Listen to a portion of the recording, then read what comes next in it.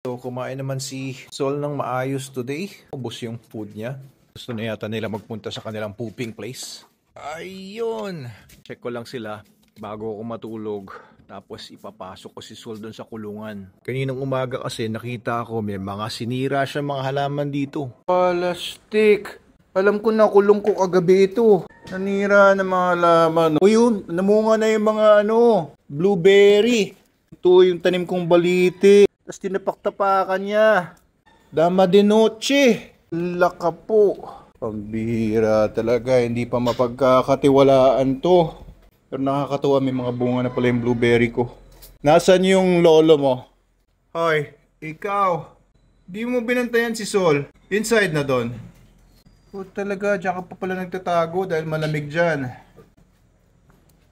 Ba't parang pipilay-pilay ito? May arthritis niya yata yung lolo Logan mo. Nakawala si Logan, saka si Sol kagabi. Okay sana, para bantay ko silang dalawa. Kaso ganito naman.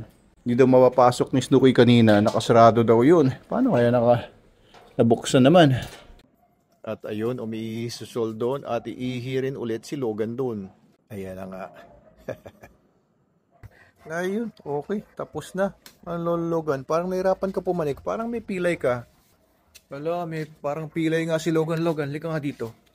Parang iba ang lakad mo. Parang may pilay si Logan. Ayun, pumasok sa cage niya.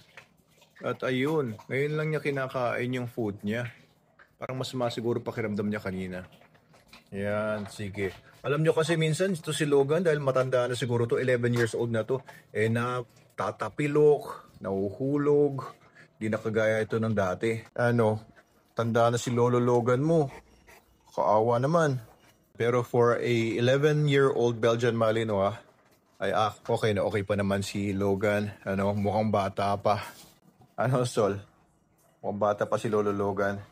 Inaaway pa ni Lolo Logan tong si Sol kapag makulit masyado ito eh. So maganda nga palang nangyari yung AKF, yung Animal Kingdom Foundation, ay dinalaw ng mga tao ng MPD, EOD, or yung RECU.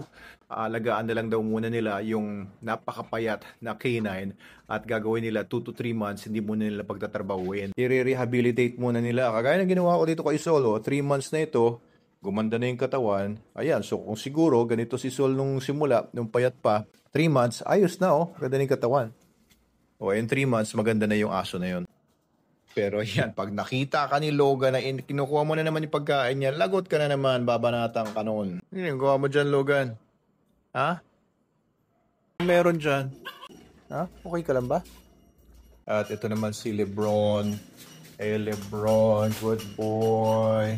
Okay, pasok ka muna doon. Pasok muna kayo. Papasok ko lang yung sasakyan. Para pag binuksan ko yung gate, hindi kayo mapupunta sa kalsada. Go inside. Parang may pilay nga yata ito.